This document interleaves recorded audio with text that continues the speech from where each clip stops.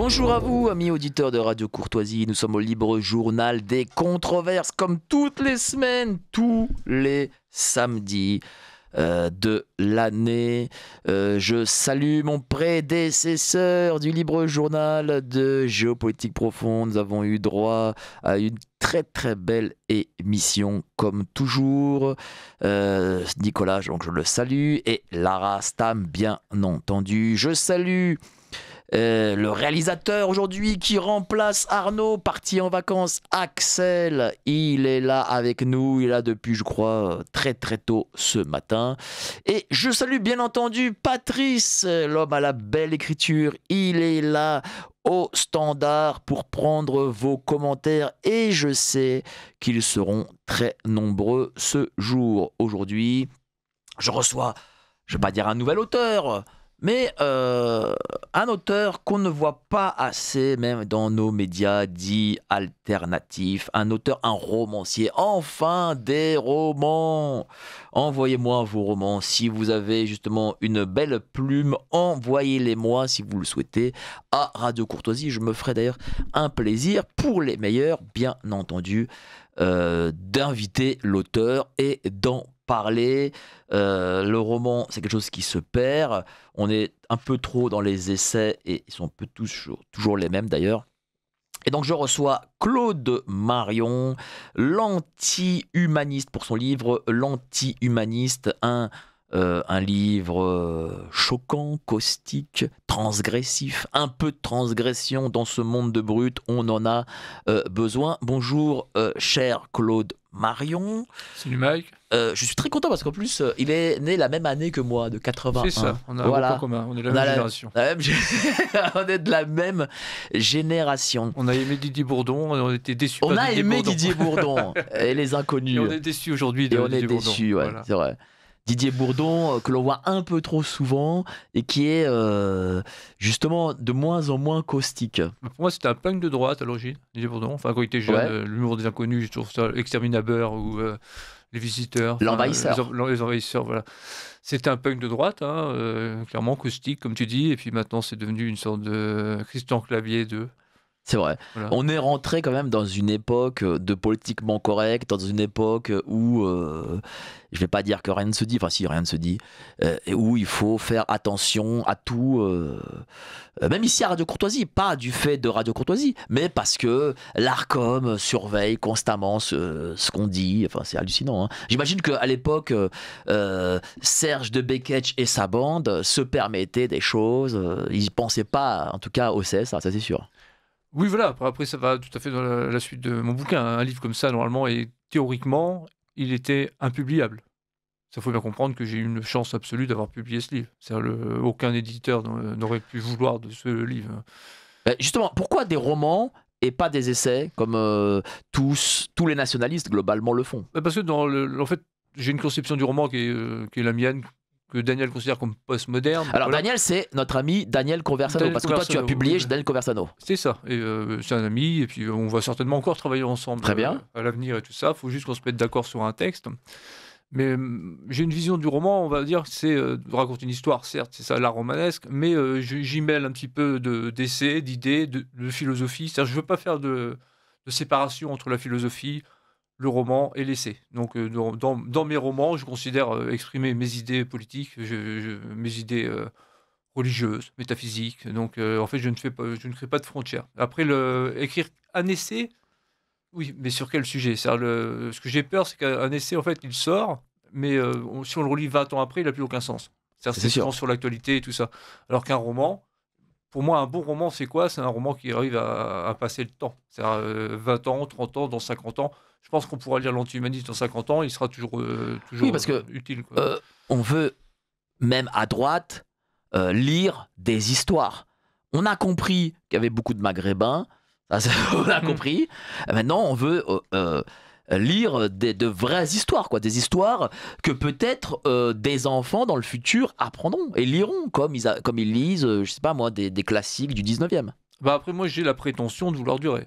Je vends très peu de livres, hein, je suis honnête, hein, je suis un tout petit écrivain. Donc, j'ai sorti 3 livres seulement, j'ai 44 ans, c'est pas beaucoup. J'en ai écrit bien plus, mais je ne les ai pas tous sortis. Mais après, j'ai la la prétention de vouloir durer. Donc, même mes romans, j'essaie de pas trop les axer dans l'actualité politique. Je me dis que l'actualité politique à l'instant H, dans 20 ans, ça ne voudra plus rien dire. Surtout que toi, Voilà. tu as une originalité. Là, tu publies chez Daniel, et là, aujourd'hui, c'est chez Oda Izarn, un autre petit éditeur. C'est que toi, tu as commencé chez Flammarion. Enfin, en fait, comment j'ai commencé? C'est-à-dire, j'ai toujours écrit. C'est-à-dire, j'ai commencé au collège, j'écrivais des vers. J'ai écrit la poésie jusqu'à 24 ans. Que des alexandrins. J'étais omnibulé par Arthur Rimbaud. Ça a été mon grand amour de jeunesse, on va dire. Et ensuite, vers 24-25 ans, je me suis mis plus dans le récit, à raconter des histoires, voilà. Ensuite, j'ai eu Internet, et en tapant sur Internet revue littéraire, je suis tombé sur Décapage. Décapage, c'est donc la revue de Flammarion, littéraire de Flammarion. J'ai vu ce qu'il fallait faire pour être dans Décapage, c'est-à-dire des textes courts, des microfictions et tout ça, pour être publié chez Décapage. Du coup, j'ai pris une semaine. En une semaine, j'ai écrit 10 microfictions, 10 nouvelles, qui formaient par des formations professionnelles une sorte de petit roman. Voilà. Et j'ai envoyé ça donc au directeur de la revue Décapage, tout simplement. Mmh. J'ai été faire mes courses, et ça, c'est une histoire vraie, hein. J'ai envoyé le mail comme ça, sans me présenter, sans rien, juste les 10 textes copiés-collés sur un mail. Je suis parti faire mes courses, je suis revenu, et il m'a dit Ok, c'est d'accord, tu rentres dans la revue. Et après, il faut savoir que quand on rentre dans une revue comme Décapage de chez Flammarion, c'est la porte ouverte pour les éditeurs mainstream. C'est-à-dire que le directeur de la revue, il connaît Flammarion, il connaît le Diable Vauvert, il connaît tout ça. Donc du coup, moi, on va dire, mon destin était tout tracé. C'est-à-dire, je publie chez Décapage, et après, c'est là que le problème est arrivé. C'est-à-dire, il m'a demandé si j'avais un roman, je lui ai dit que non, mais j'avais 10 nouvelles qui formaient un mini-roman. Et du coup, on a fini par le publier avec lui. Il avait une collection numérique chez Storylab. Du coup, c'est sorti en e-book. Voilà, c'est ça la véritable histoire. Mais alors là, c'est très important, il faut que j'en parle, parce que ça a été mon premier traumatisme avec la littérature mainstream. Parce que Alors, mainstream, alors non, on est à courtoisie, donc mainstream, qu'est-ce que c'est? C'est quoi? C'est du système, quand grand disons. public, Voilà, voilà, grand public. c'est la littérature qui est censée se vendre et tout ça. Et en fait, la problématique que j'ai eue, c'est que dans les 10 nouvelles que j'ai envoyées, pour qu'elles soient publiables dans la collection numérique du directeur de la revue, il a fallu faire des coupures. Des paragraphes qu'on sautait, des histoires qu'on sautait. Il y avait des microfictions, chaque chapitre fait 4 pages. Tout va très vite, mais donc il y avait une scène de viol, par exemple, qui a été supprimée. Il y a une scène où le narrateur vend les pilules de sa sœur comme étant de l'ecstasy dans une soirée. Ça a sauté aussi. Il y a eu des phrases réécrites. Par exemple, le mec, enfin Jean-Baptiste Gendarme, hein, je peux le nommer, s'est permis de complètement réécrire des phrases complètes. Alors ça n'a aucun sens. C'est-à-dire quand on écrit un texte, on a une sorte de rythme dans la tête. Moi, je suis quelqu'un de très rythmique. Je viens de la poésie. Donc pour moi, quand j'écris un paragraphe, il est parfait. Et là, il s'est permis de changer des trucs. Donc là, à ce moment-là, je me suis dit, t'es pas fait pour la littérature mainstream, Romain. Enfin, la littérature grand public, quoi. Et du coup, j'ai écrit un autre livre sur après, j'ai eu une proposition d'un mec qui s'appelle Christophe Luquin qui crée une boîte d'édition et tout ça. C'est Illumination, voilà, c'est un texte. Et là, ça posait encore des problèmes. Et les problèmes, c'est ça, c'est ce qu'on m'a dit. C'est l'histoire qui pose des problèmes. C'est-à-dire que toi, t'es nationaliste, oui. Et donc j'imagine que les premières histoires que tu as écrites étaient peut-être un peu liées à ce nationalisme. Ah bah ça se sentait. Voilà. Et d'ailleurs, le directeur de la revue Décapage, il a tout de suite compris que je ne faisais pas que jouer au FAF. Et que t'étais pas un gentil écrivain de gauche, quoi. C'est ça, voilà, oui, voilà. Et le gros problème dans ma littérature, pour qu'elle soit mainstream, donc grand public, c'était que le héros n'est pas sympathique. Et moi, on me disait, donc, Jean-Baptiste Gendarme m'a dit, il faut que le héros soit plus sympathique. Donc la version qui est sortie de mon premier livre en e-book, il a tout fait pour rendre le personnage plus lisse, plus sympathique. Et ensuite, j'avais une autre proposition chez un autre éditeur, et c'était pareil. La problématique, c'était qu'il fallait être sympathique. Et du coup, ce livre-là... Pourquoi sympathique? Ouais. Pourquoi est-ce que...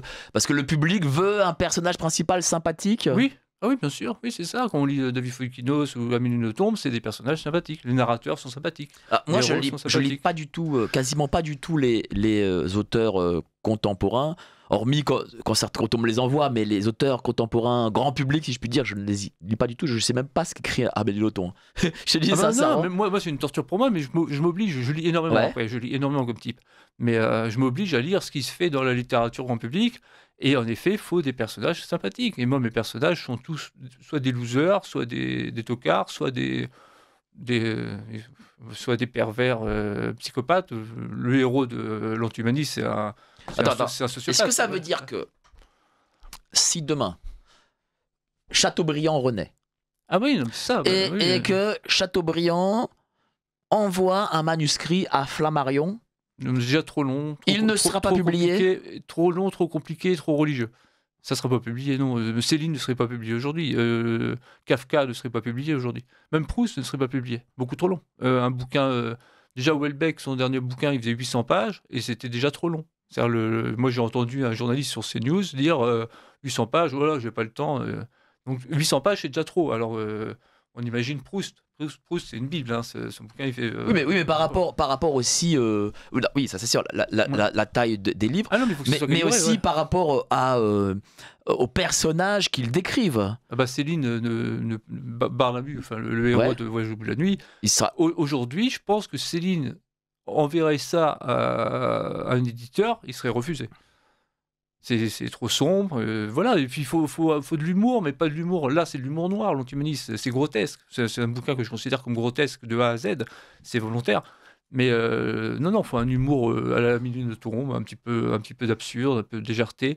Un narrateur sympathique, une histoire avec le mieux, c'est de faire pleurer au milieu ou à la fin, comme je dis. D'accord. Voilà, une histoire simple à comprendre et tout ça. Et c'est terrible. Moi, après, c'est comme ça que j'ai été. Donc, j'ai sorti mon e-book. Et après, sur YouTube, moi, j'ai pas Internet. Mais ma femme a toujours eu Internet. On habite séparément. Enfin, bientôt, on va habiter ensemble. Mais Très bien, très bien. Oui, voilà.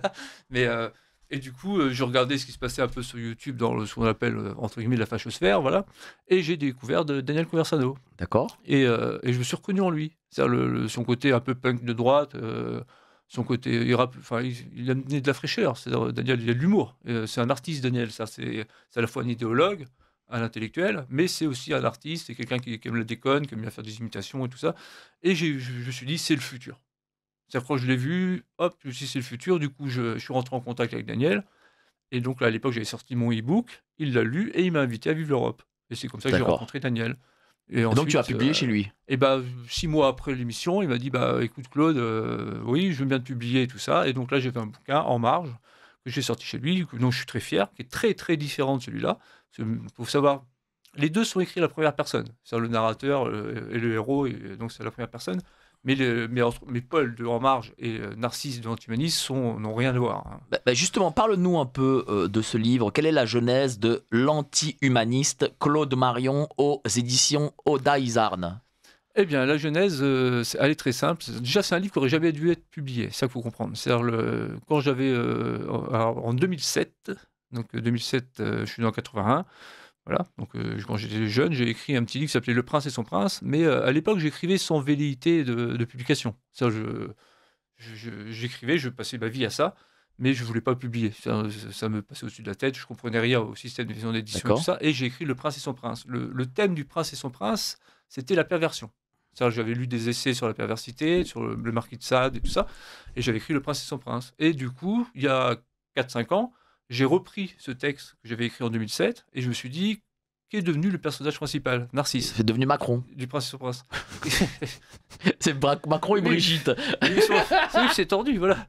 Et du coup, j'ai écrit, ce livre-là raconte ce qu'est devenu Narcisse après. D'accord. Et Narcisse donc, est un sociopathe, national-socialiste, violeur en série, tueur en série. Mais je pense que Mais par contre, voilà, c'est un livre, faut pas... Enfin, pour moi, il devrait être interdit au moins de 18 ans. C'est-à-dire, si les gens qui nous écoutent... Pourquoi j'imagine un père de famille qui nous écoute, qui a 50, 60 ans... Oui, parce qu'il y a de sacrées scènes de viol, mais bon, ça reste de à l'écriture, c'est écrit. C'est pas... Mais elles sont dangereuses, les scènes de viol. Si on raconte une scène de viol dans un polar froidement, on voit ça dans des films, des scènes de viol, et c'est pas choquant. Là, c'est choquant parce qu'il y a elles sont motivées. C'est-à-dire moralement, au niveau de l'éthique, elles sont intellectualisées. En fait, Narcisse a toute une théorie du viol, du meurtre. Il est de bonne foi, c'est-à-dire, il se trouve de mauvaises raisons à ces meurtres, et tout ça, mais c'est ça qui est dangereux, en fait. Parce que d'écrire une scène de viol, comme je le dis, ça se fait dans des polars, ça se fait dans des films américains qu'on voit tous les jours à la télé et tout ça. Mais la manière dont je le fais, elle est dangereuse parce qu'elle pourrait pas inciter des jeunes à passer à l'acte, mais à faire des conneries. Justement, Mais comment ça se fait que c'est théorisé comme ça? Est-ce que c'est une dissociation que parfois les auteurs ont avec leur héros? bah, c'est motivé, oui, c'est ça, parce qu'en fait, je me suis identifié. Enfin, quand j'écris, en fait, quand j'écris à la première personne, tous mes livres ne sont pas écrits à la première personne, mais en fait, je considère que je suis comme un acteur au final. C'est-à-dire, je me mets dans la peau de Narcisse, j'essaie de réfléchir comme un sociopathe. J'ai beaucoup lu sur le sujet, et du coup, j'écris le livre comme un sociopathe le voit. Donc, je viole, mais oh, oui, mais en même temps, il se trouve des excuses, donc oui, c'est pas grave. Et donc, mais c'est ça qui est dangereux, du coup. Et je pense que j'ai reçu plusieurs mails, parce que j'ai quand même des lecteurs, et j'ai reçu des mails de jeunes hommes qui ont Oui. lu ce livre et qui ont été un peu fascinés par le bouquin. Qu'est-ce qui les a fascinés? Bah, tout ça, la violence. C'est-à-dire l'interdit? Bah, je pense que c'est des jeunes hommes qui sont un peu frustrés dans la société moderne. On vit dans la société de la pornographie, de tout ça. Du coup, ça crée de la frustration sexuelle, les incels. J'ai reçu un message. Alors, il faut expliquer ce qu'est incel. Bah, les célibataires involontaires, c'est ça, voilà. Et je me dis qu'un livre comme ça peut être dangereux pour eux. Oui, parce qu'il faut aussi dire une chose, pour la nouvelle génération dite de droite, mais droite hors les murs plutôt, elle n'a... on va dire qu'elle n'est pas très à l'aise avec la jante féminine. C'est la sensation que j'ai. J'ai l'impression de ce que moi j'appelle ça la fachosphère. Voilà, mais dans la jeune fachosphère, c'est même le. C'est-à-dire, voilà, les moins de 30 ans, on va dire. Ouais, bah, je vois bien même le plus vieux Daniel, tout ça. Je vois qu'il y a des problématiques. Oui, ils ont des problèmes avec les femmes. Moi, c'est une problème. Nous, on a donc 44 ans tous les deux. Moi, j'ai jamais eu de problématique avec les femmes. Ça s'est toujours très bien passé. J'ai jamais été frustré. J'ai toujours eu des petites amies. Maintenant, j'ai une femme. Et donc, j'ai pas vécu ça. Mais je vois que la nouvelle génération, et moi, après, par contre, je mets tout ça sur le dos du porno, quoi. Je pense, J'ai ouais, je l'impression pense. que la pornographie crée des complexes, pour moi, c'est la chose la plus malsaine du monde. Je suis pour la légalisation de la prostitution et l'interdiction du porno. D'accord. Je trouve ça plus. En fait, je trouve la prostitution plus saine que la pornographie. Voilà. D'accord. Donc, Oui, parce qu'il faut se dire aussi une chose, c'est que les jeunes, qu'ils soient de droite ou de gauche ou ce qu'on veut, les jeunes d'aujourd'hui consomment beaucoup de pornographie. oui, Et plus, ils la consomment beaucoup plus facilement que nos générations, par exemple. Parce que pour que nous le fassions... Bah, c'est à la fin des années 90, pour avoir accès au porno, il fallait aller dans les bureaux de tabac. Voilà. Bonjour monsieur, je voudrais Playboy. oui, mais du coup, c'était vraiment une niche. Je vais acheter l'équipe. Non, en fait, c'est pour un ami Playboy. oui. Alors que c'est pas le cas aujourd'hui. Oui, mais Maï, ce qui est grave, c'est que là, on arrive à une génération. Donc, pour nous, notre génération, regarder un porno, c'était exceptionnel. Il fallait soit avoir Canal+, soit aller au bureau de tabac. Donc, en fait, on a grandi sans le porno. C'est vrai. Ou alors à dose homéopathique, quoi. Mais là, il faut comprendre que la génération qui a 20 ans, eux, ils ont grandi avec ça H24. Voilà, ils allument Avec leur téléphone et c'est bon. Et tout jeune, voilà. Et donc, pour moi, ça, c'est une de mes grandes théories, c'est que le wokisme, c'est en fait c'est la conséquence de la démocratisation du porno. C'est-à-dire, en fait, la démocratisation du porno, c'est le porno pour tous, très jeune et tout ça. C'est ça qui a apporté, on va dire, les déviances woke, et donc, du coup, interraciales, sûr. la sodomie pour tous, le triolisme pour tous, donc l'interracialité pour tous, et tout ça. Et je pense que ça vient du porno, en fait, tout simplement. Oui, et donc, du coup, du fait de ces images, eh bien, on a des garçons qui sont, beaucoup d'entre eux, célibataires. Des garçons, surtout à droite. Et surtout à droite, oui. Surtout à droite. Oui, puis en plus, à droite, hors les murs, je veux dire, parce que le jeune de LR, je crois pas qu'il soit célibataire. Après, ils sont exigeants. Après, je les comprends. Moi, je suis exigeant. Après, moi, j'ai la chance absolue, on va dire, d'être tombé sur la bonne. C'est la femme qu'il me faut. D'accord. Qui est conservatrice, qui est catholique. Ce qui n'est pas évident. Ça, c'est pas, pas évident. Voilà. Et puis, quand je l'ai rencontrée, elle avait très peu d'expérience. Donc, pour moi, c'était aussi dans mes critères aussi de droitard. C'est-à-dire que alors, j'en ai eu des copines, hein, mais j'ai pris celle qui était la mieux, on va dire, dans toutes celles que j'ai eues. Mais j'ai cette chance-là. Et je me dis, mais cette femme-là, il faut pouvoir la rencontrer dans la vraie vie pour eux, pour ces incels, voilà, ces célibataires involontaires. Et puis, il y a aussi une autre chose, c'est que à force d'être dans les écrans, à force d'être la tête dans le guidon de Netflix, etc., on ne sort pas. Et deuxième chose, est-ce que ces mêmes jeunes ont une gouaille, un verbe face à un être humain déjà, pas que face à une femme, face à un être humain. Parce que lorsqu'on est enfermé entre quatre murs, et ça, je pense que la crise sanitaire l'a imposé quasiment, et les mœurs de la crise sanitaire continuent. Hein.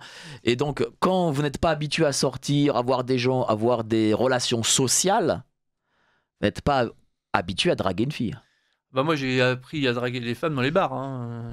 Enfin, moi, c'était ça. Ah oui, c'est ça. Adolescent, à 15-16 ans, j'ai fréquenté les bistrots, et c'est comme ça que j'ai rencontré des femmes. Donc, fallait être séduisant. Tout ça, maintenant, tout se passe derrière des ordinateurs. Enfin, ça me paraît assez occulte.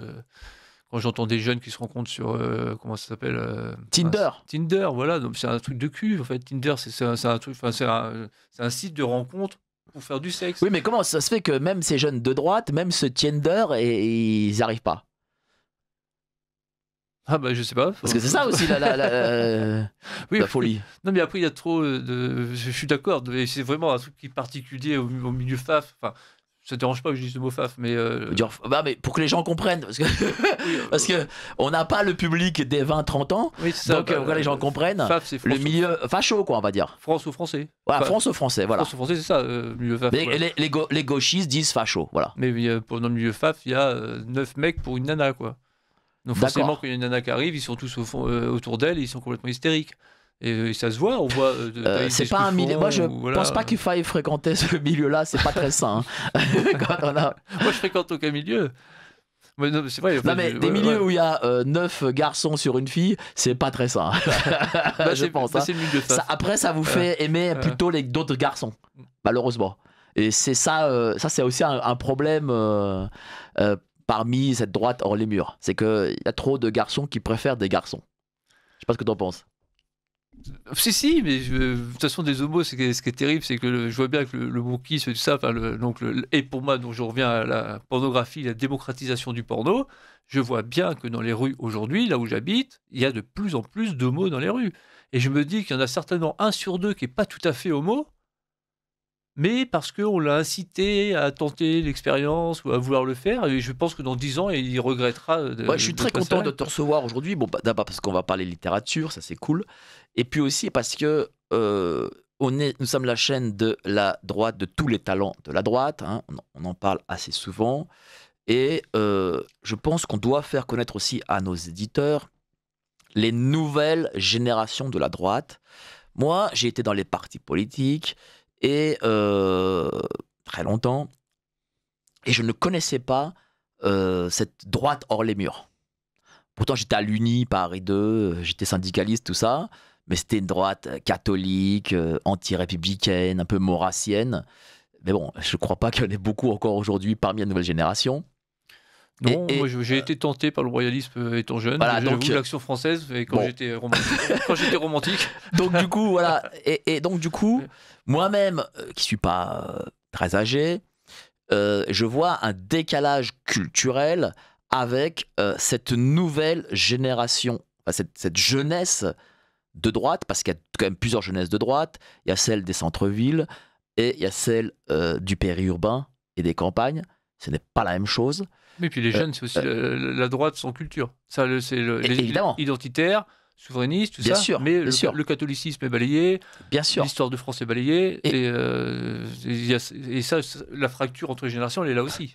Puis, il ne faut pas regarder les jeunes de Reconquête, par exemple, parce qu'ils ne représentent pas du tout le jeune de droite. Le jeune de Reconquête qui est un bourgeois de centre-ville.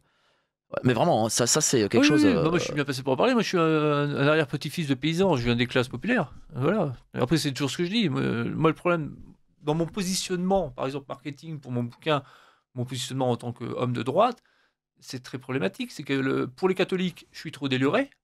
Ça, pour les cathos, je parle trop de sexe ou de drogue. Le narrateur prend de la cocaïne, par exemple. Voilà. D'accord.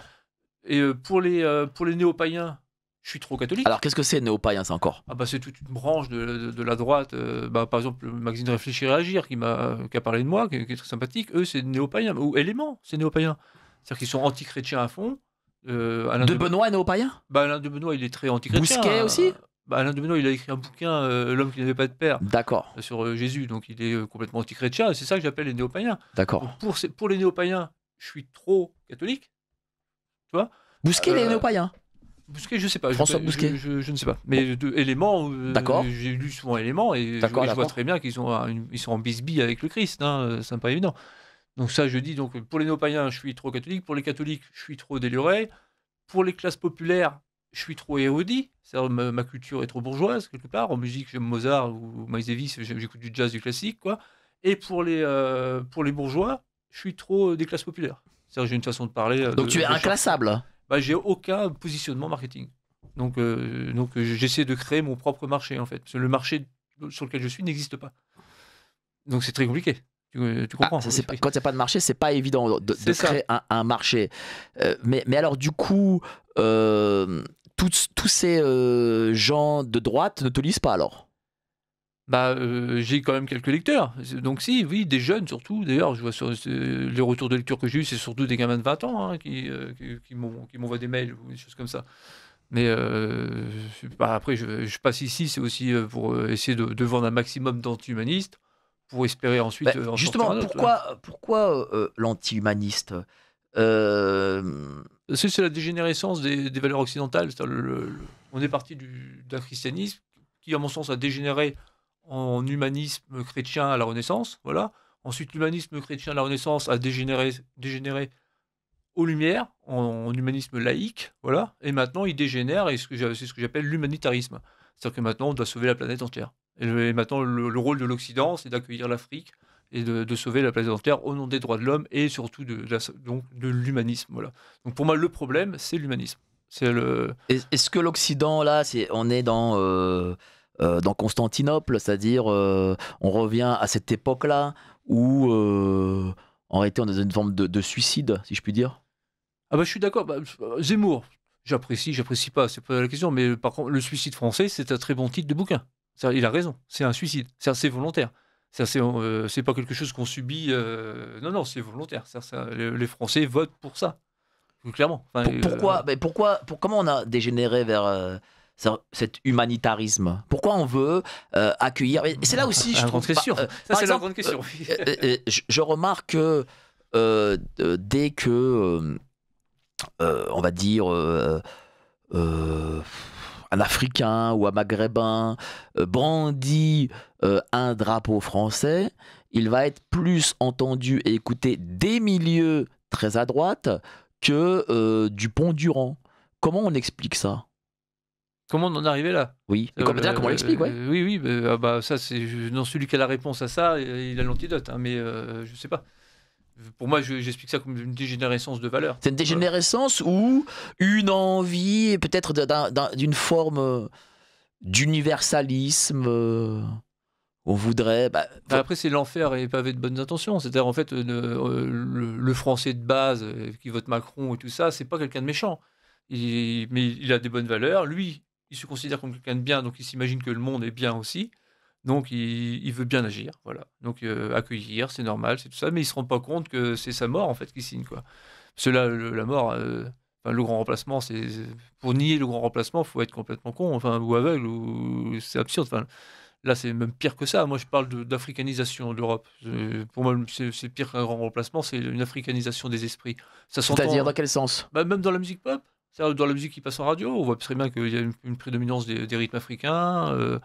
J'ai pas la télé, moi, chez moi personnellement, mais j'avais une copine chez qui j'allais qui regardait beaucoup les clips à la télévision, et c'était la mode des gros culs. Et elle me dit: ah oui, il y a des gros culs. Et je lui dis: c'est l'immigration. Je dis: oui, c'est les Africaines qui ont des gros culs. Et du coup, c'est devenu la mode des gros culs. Alors que c'est vrai que c'est mieux les gros seins. Ma femme a des tout petits seins, elle doit faire du 85B. Donne pas des détails pareils, c'est quand même intime. Non, j'ai toujours été attiré. Attiré par les petits seins. Jane Birkin, je la trouvais très sexy. Ah ouais, alors qu'elle avait un physique. Autant c'est une anglaise, merde. Oui, quand même, pour un Français, pour un érudit français, être attiré par une angloise, non, quand même. Je suis plus Jane Birkin que Brigitte Bardot. Oui, les femmes voluptueuses, ça n'a jamais été trop mon truc. J'aime bien les femmes avec des petits seins. Pourtant, la mode en France a toujours été les charnus, quoi. Ouais. C'est bizarre, ça. C'est quoi? C'est une anglicisation de ton esprit? Et pourtant, j'aime bien la peinture de la Renaissance. Et à la Renaissance, ils mettaient en forme les femmes. Hein. C'était le moment on va dire, sympathiques là, de l'émission. On va pas couper, ne coupez pas ce moment. Et par exemple, pour revenir sur Élément, quand je dis que c'est des no-païens, mais il y a un garçon qui travaille pour Élément qui s'appelle David Lépée. D'accord. Qui est un garçon très respectable par ailleurs. Hein. J'ai lu 2-3 articles de lui, il est très bien comme garçon. Et je sais qu'il a lu L'Antihumaniste. Et alors ils n'en ont pas parlé dans Élément. C'est bien la question. Et je pense que c'est à cause de mon côté catho. Mais David Lépée a écrit un article sur Facebook, sur le livre, en disant que c'était choquant. C'est-à-dire qu'il y a une scène, je ne sais pas si c'est une scène qui l'a choqué. Juste choquant ? Oui, il a dit qu'il y avait une scène qui était complètement choquante. Mais après, des scènes choquantes dans le bouquin, il y en a toutes les 3 pages. Ouais. Mais bon. Mais justement, pourquoi cette envie de choquer est-ce que c'est juste pour mettre un peu de sel dans ce livre ? C'est une révolte métaphysique. Le livre, quand je l'ai écrit, je pensais qu'il allait finir dans mes archives, que je n'allais pas le sortir. Je l'ai écrit, c'est un défouloir. En fait, dans ce livre, je fais tout ce qu'il ne faut pas faire dans un bouquin. Il y a une mise en abîme. Le narrateur, le héros, c'est un écrivain, donc ça, faut pas le faire. Le narrateur est un connard, donc ça, faut pas le faire. C'est l'histoire d'un mec qui écrit le livre qu'on lit, donc ça, faut pas le faire. Tout ça, c'est interdit. Après, donc les viols, les meurtres, faut pas le faire. Tout est grotesque, tout est excessif, faut pas le faire. Mais en même temps, pour moi, c'est très rimbaldien comme démarche. C'est une révolte métaphysique. Mais tu sais, moi, je vais te dire une chose. Je participe parfois à des émissions sur la liberté d'expression et on me dit oui, on ne peut plus rien dire parce que la censure, etc. C'est pas faux. Mais je remarque que le public, en général, qui soit de droite, de gauche, du centre, pas politique, d'où qu'ils viennent, de quelques classes sociales qui viennent, en France je parle, est quand même un public très politiquement correct. Il faut savoir aussi une chose. J'ai lu cet excellent livre, j'aime beaucoup et je le conseille, L'Anti-Humaniste, Oda Izarn. Tuer quelqu'un, ce n'est pas comme à la télévision, ça ne prend pas 2 secondes. Et en effet, il y a ce type ou viol, ça prend un peu de temps. En effet, c'est très transgressif à ce niveau-là, mais je pense que le réalisme doit cela. Dans le sens où, par exemple, certains, j'ai vu, parce que moi j'aime beaucoup regarder les émissions de crime, et dans les émissions de crime, on parle de ces criminels qui étranglent, et dans une de ces émissions de crime, je crois que c'est Chronique criminelle sur la 11, ou je sais plus, jeune comme ça, on a le criminel qui a étranglé quelqu'un, s'est étonné que pour étrangler une personne, c'était pas comme dans un film, ça dure 30 secondes, mais ça dure au moins 10 minutes, un quart d'heure. Mais quand on est auteur, il faut écrire ces 10 minutes, un quart d'heure. Tu comprends ce que je veux dire ? Oui, je sais pas. Et donc forcément, ça choque. Parce que pendant 10 minutes, tu vas lire pendant 4, 5, 6, 7 pages, je parle d'un livre, si j'étais auteur, voilà quoi. Oui, c'est ça qui est choquant. Donc du coup, la personne se dira, oh là là, tu vas trop loin, c'est choquant, je suis choqué. Oui, mais un livre doit procurer aussi, par le biais de ce réalisme, une émotion. Et vaut mieux que cette émotion choque plutôt qu'elle n'apporte pas d'émotion. Enfin, je sais pas ce que tu en penses. Si, après, on a l'esthétisme, mais bien sûr. Moi, mais ça, c'est important. Moi, quand j'ai écrit dans la littérature, je me suis dit, voilà, des mecs qui ont écrit des bouquins avec des tueurs en série, il y en a plein.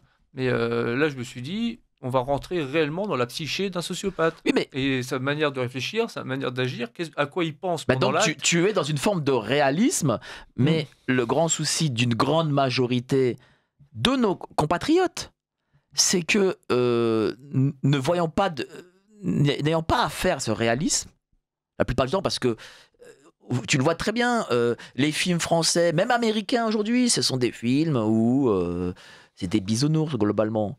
Et les gens, j'ai l'impression que ils sont de plus en plus rentrés dans une forme de politiquement correct. Eux-mêmes, ils te disent oui, on peut plus rien dire, mais eux-mêmes, le même personne qui te dit on ne peut plus rien dire, va être choqué quand son voisin dira quelque chose qui ne lui plaît pas. Et voilà, est-ce que tu connais Raphaël Quenard ? Non. Non. Moi non plus, je connaissais pas il y a 15 jours. Et j'ai lu Le Canard enchaîné, parce que je lis régulièrement Le Canard enchaîné, parce que j'aime bien me faire du mal avec leur page culture. ça me fait marrer, voilà, je fais du mal. Et Raphaël Quenard, c'est un type alors, qui fait beaucoup parler de lui en ce moment. Il a un documentaire qui marche bien. Il a sorti un livre. Et le livre, quand j'ai lu le résumé dans le cadre enchaîné, forcément élogieux, parce que c'est un mec de gauche, il tue 10 femmes. Et 10 femmes dans 10 couches sociales différentes. Et donc, c'est provocateur parce que c'est antiféministe et tout ça.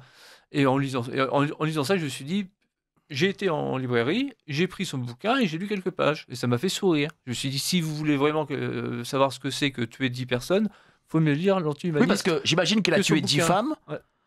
Je sais pas, moi, leur tirant dessus, un coup de couteau, Oui, puis, merci, au revoir. Second degré, je la pousse dans l'escalier, elle tombe, Voilà. elle se frappe la tête. Mais son livre, en fait, il n'est pas réaliste, du coup. Enfin, dans la psychologie du tueur, ça fonctionne pas du tout.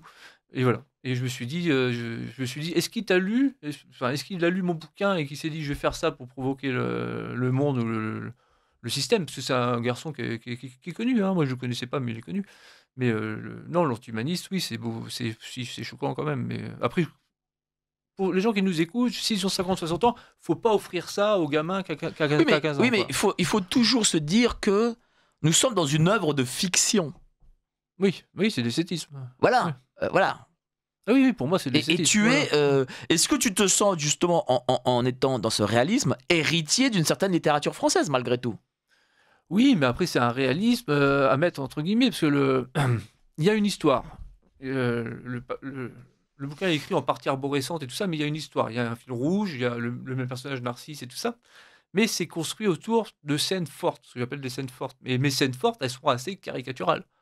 Et elles virent quelquefois au grotesque. C'est-à-dire que quand le personnage, par exemple, à un moment, il pisse sur la tombe d'Oscar Wilde, ou il pisse sur la tombe de Baudelaire, c'est pas Ah, certain. quand même Baudelaire. Non, mais j'adore Baudelaire. je voue un culte à Baudelaire. C'est peut-être c'est un des écrivains duquel je me sens le plus proche.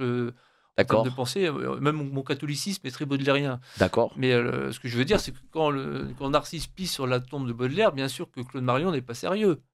Il faut bien comprendre que pour moi, c'est une forme d'humour supérieur qui fera rire que des Happy Few, quoi. Juste, mais c'est un livre qui est grotesque, qui est dans l'humour noir, et son aspect réaliste, pour moi, il est psychologique. C'est-à-dire que le héros narrateur est cohérent. Dans sa démarche, il est cohérent. Dans sa démarche de viol, de meurtre, de vie, il est complètement cohérent. Et je pense que c'est ça qui fait que le livre est provocateur et choquant. C'est parce que le personnage est, hélas, cohérent. Un peu de provocation. Ah, des commentaires arrivent. Patrice est là. Il me donne un commentaire. Les hautes loges maçonniques depuis des siècles nous ont imposé une vision sadomasochiste qui contraint l'Occident à devenir différent de ce qu'était le combat voulu par le Christ contre les forces du mal. C'est à Jean-Marie Le Pen que Jean-Paul II avait dit « Il faut sauver la civilisation occidentale et à personne d'autre, surtout pas à des personnalités du RPR. » Voilà, premier commentaire. Oui, je suis d'accord. Oui, le sadomasochisme, je suis d'accord. Les Français sont devenus sadomasochistes. On les a rendus comme ça, on les a dressés pour être comme ça. Et est-ce que... Pour moi, le gros problème... Ouais. Là, je diverge. Mais pour moi, le vrai problème, il a commencé avec la guerre d'Algérie, à la fin de la guerre d'Algérie. C'est en 62, quand on a commencé à vouloir faire venir chez nous des gens qu'on avait colonisés. Donc, qui nous haïssaient, quelque part. Et on les a fait venir chez nous. Pour moi, c'est vraiment le début du véritable chaos, quoi. C'est la fin de la guerre d'Algérie. Et cette connerie, mais monumentale, de penser qu'on allait bien s'entendre avec ces gens-là. C'est-à-dire, on colonise un pays, on se barre, enfin, on fait une guerre, on se barre, on la perd, et après, on fait venir ces... Non, on la perd pas, la guerre. On la perd pas. Oui, enfin, quelque part... C'est-à-dire qu'on quitte l'Algérie parce que du fait de la trahison d'un homme, faut le dire, Général de Gaulle. Oui, voilà. Mais on ne perd pas la guerre militairement. Non, mais on récupère ensuite les pieds noirs et après on récupère les Algériens. Donc pour moi, sur le papier, on a tout perdu. Et après, c'est vraiment la connerie abyssale de faire venir les Algériens. Ça a été le début de la fin, quoi. Pour moi, il y a ça. Il y a de l'immigration positive. Si on fait venir des gens des pays de l'Est, moi, ça ne me dérange pas. Oui, mais moi, je vais te dire une chose. Et c'est là où, moi, je n'arrête pas de le dire à notre ami Daniel. C'est que Daniel Conversano, qui est pas identitaire mais racialiste, je crois. C'est ça, ouais. Plus racialiste. Oui, moi je le vois plus comme racialiste, oui, c'est ça. Ouais. C'est que, en réalité, les Français sont peut-être le peuple le plus tolérant, oui. En tout cas en Europe, le moins raciste, ça c'est sûr. Ce ne sont pas des anglo-saxons, ce ne sont pas des Slaves, et les Français aiment aussi les autres peuples. N'oublions pas que, première chose, les Français, quand ils ont colonisé, n'ont pas fait des colonies de peuplement, parce qu'ils n'ont pas fait les anglo-saxons. Les anglo-saxons ont fait des colonies de peuplement. Ils n'ont pas saccagé la culture des autres. Vous allez en Amérique latine, ils ont tous des noms espagnols ou portugais. Trouvez-moi un Sénégalais, un Malien ou un Algérien avec un nom français. Ça n'existe pas. Oui, trop bon, trop con. Hein, voilà. Le français, hein. Quand ils sont... Le seul endroit où ils ont fait un peu de peuplement, c'est au Québec, au Canada.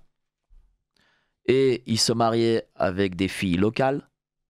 C'est vrai, hein? Oui, puis les Québécois sont maintenant même plus français que les Français, au final. Ah oui. Oui. Et donc, du coup, alors que les anglo-saxons, excuse-moi, hein, quand ils sont allés, je sais pas moi, en Australie, en Nouvelle-Zélande, en Amérique, voilà, ils sont restés des anglo-saxons.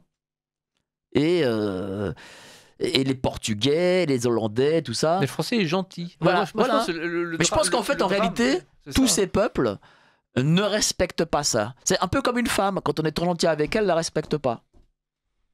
Non mais c'est vrai, hein. Oui, mais l'enfer du français de base, c'est d'être trop gentil. C'est quoi le gauchisme? Pourquoi les gens votent à gauche? Moi, j'ai trouvé une théorie qui est très simple, c'est que y a des gens qui sont très bien, qui sont ouverts, tolérants et tout ça, et en fait, ils projettent leur vertu, c'est-à-dire leur bonté, leur tolérance sur le monde. Du coup, ils perçoivent le monde, ils se disent, si moi je suis bon et vertueux et ouvert, tout le monde est bon, vertueux et ouvert. Et c'est là qu'ils se plantent, parce que le monde n'est pas comme ça. On n'est pas dans le monde de Rousseau où l'homme est bon par définition, quoi. Et c'est ça le problème du français, c'est que le français est gentil, le français est tolérant, donc il s'imagine que les gens vont être gentils et tolérants. Or, les gens ne sont pas comme ça. Moi, je vais te dire une chose. J'ai été invité à une réunion publique de Reconquête en Seine-Saint-Denis, à Pantin, oui. Et j'y suis allé. Des gens très sympathiques. Et les gens m'ont dit quand même, Éric Zemmour, il parle un peu trop d'immigration. Ah oui. Les gens de Reconquête m'ont dit ça. Il y avait ce jour-là d'ailleurs Nicolas Bay. Pour moi, l'immigration, ça a toujours été le sujet principal. Oui, mais d'accord. Oui. Mais si un militant de Reconquête qui croit en Zemmour, qui donne de l'argent à Zemmour, de son temps, etc., te dit, ouais, quand même, bon.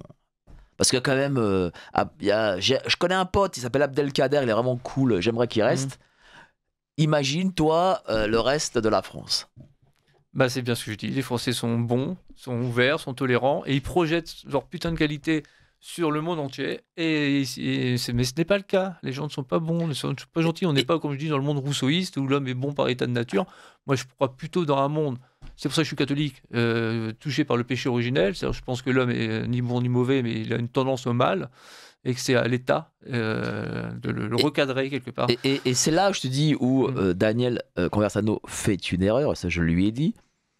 Malgré toutes les qualités qu'il a, il en a beaucoup, c'est que, idéologiquement, il se plante de peuple. C'est simple, hein. Il s'est trompé. C'est-à-dire que, moi j'ai fait un débat avec lui en 2018, aujourd'hui nous sommes en 2025, il n'a pas gagné 10 000 abonnés. Mais vraiment, hein. C'est-à-dire que, pourquoi? Parce que son message ne sera jamais compris. Le racialisme, ça ne passera jamais en France parce que les gens ne sont pas comme ça. Oui, je sais. C'est aussi simple que ça. Hein. C'est pour ça que il aura beau dire, faire, je sais pas quoi, ça ne se passera pas. Les gens veulent que Abdelkader soit assimilé. C'est pour ça, tout à l'heure, je te disais en off qu'on pouvait me présenter comme un nationaliste désabusé. Pourquoi je suis désabusé? C'est parce que j'ai pris conscience de ça. C'est-à-dire que les Français ne voudront jamais la remigration, c'est la seule solution, mais les Français n'en voudront jamais. Et ça c'est clair et net. Tu l'as compris. Voilà, j'ai compris ça, donc je me dis c'est baisé, c'est foutu. Donc parce que les Français sont trop gentils, trop sympas. Donc qu'est-ce que deviendra la France? Ah bah la France, d'ici 30 ans, voilà, là déjà, un truc qui m'a choqué, c'est, je sais pas si tu t'intéresses aux élections américaines, mais à New York, il y a la mairie de New York où c'est un Indien, un musulman qui va certainement passer, voilà. Donc je me dis que on va prendre ce biais-là, quoi. Alors c'est pas la théorie de Houellebecq, soumission avec Bayrou, hein. C'est la théorie du candidat musulman de gauche qui va passer, quoi. Parce qu'ils seront tout simplement nombreux. Les gens de gauche de bon esprit vont voter pour ce candidat-là en pensant qu'il fera une bonne politique, mais donc non, on va se faire. Alors ça par contre, j'y crois moins. On va devenir une minorité, je pense. Alors ça oui, mais je crois moins à titre personnel dans la prise de pouvoir d'un maghrébin ou comme ça. Pourquoi? Parce que, et c'est peut-être ce qui sauve encore ce pays, on va dire, c'est que dans leur communauté, il n'y a pas de front commun, contrairement à ce qu'on pense. Oui, ils sont très divisés entre eux. C'est-à-dire que Abdelkader préférera voter pour Dupont-Durand que pour un autre Abdelkader. Ah oui, non, ils sont ça c'est une réalité. Hein. Oui, non, je suis d'accord, oui. Mais après, par exemple, ils préféreront voter pour Mélenchon que pour, imaginons, Sophia Chikirou. Sophia Chikirou, si imaginons, elle fait un putsch à Mélenchon, que voter pour Madame Chikirou. Après, ou pour Rima Hassan. Le seul danger, en fait, c'est la bannière commune, c'est l'islam. Ah, ça c'est autre chose. Là, du coup, ils peuvent trouver un drapeau commun.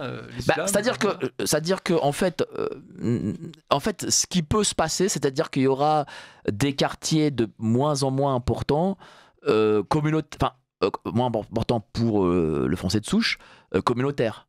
C'est-à-dire que vous t'auras, je sais pas moi, on va dire dans Paris, une partie du 16e, il y aura que des français de souche et tout le reste. Mais ils se rencontreront pas. Moi, je vais te donner un exemple. J'ai grandi dans une ville comme ça. Hein. Je te donne un exemple. En 2017, j'étais suivi par la télé japonaise. Et je trouve que j'habite Saint-Ouen. Et je suis à côté du 18e. C'est collé au 18e. Et dans le 18e, il y a deux types de quartiers. Il y a le quartier ultra bourgeois, qui est le quartier Colincourt, Montmartre, etc. Voilà, donc le mètre carré, 15 000, 20 000 euros du mètre carré. Et en bas de la rue, il y a Château-Rouge, en gros, le quartier ultra africain. Oui, le communautarisme. Mais voilà, alors attends. Oui. Moi, j'en ai une bonne après. Mais... tu nous raconteras, mais je finis la mienne.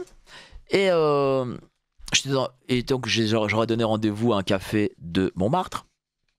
Et il y a la rue Custine, qui est en gros, qui amène de Montmartre à Château-Rouge.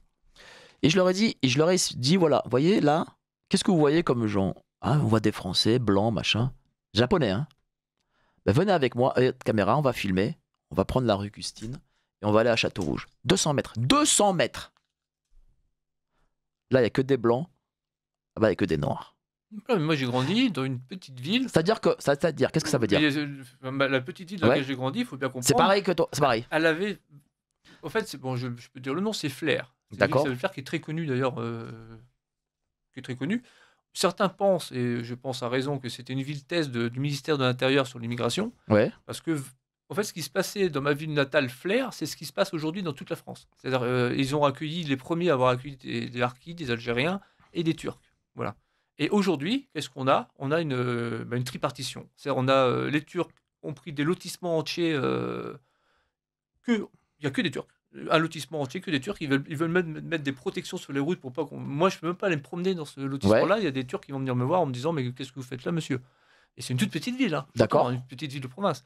Les Arabes, les Algériens et tout ça, eux, ils sont dans la ZUP, la cité. Voilà. Et les Blancs sont dans d'autres lotissements, mais pas les mêmes que les Turcs. Mais qu'est-ce que ça veut dire? Chacun dans sa communauté. Voilà. Ouais, et ça veut dire que si tu as un candidat dans cette ville, il peut pas être et turc, et blanc, et algérien. Non, mais il peut être musulman. Oui, mais c'est pas assez. Bah, je sais pas, oui. C'est-à-dire que le turc et l'algérien vont voter pour le gars des pavillons. C'est toujours comme ça. Hein. Tu prends la Courneuve. Je connais très bien.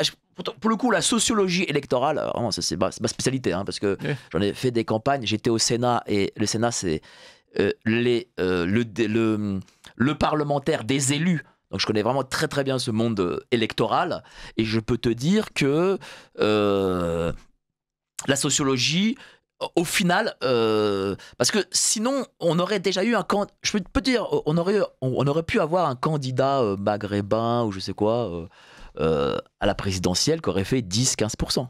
Oui, mais après, ce qui m'inquiète, ils ne le feront pas. Moi, ce qui m'inquiète, c'est de voir en gros ce qui s'est passé à la mairie de. Ah oui, ça c'est autre chose. De Londres, quand même. Et ensuite, je vois les démocrates donc américains qui prennent un candidat indien. Parce que là, tu es dans un système anglo-saxon qui est, pour le coup, ultra communautaire. Oui, mais je trouve ça tellement paradoxal que des candidats de gauche et musulmans, enfin, avant les gauchistes c'était des bouffeurs de curés, c'est autre chose. Et maintenant ils cirent les pompes des islamistes. Enfin, et ça marche. Donc ça marche en Angleterre, ça marche aux États-Unis. Oui, mais pour une raison simple.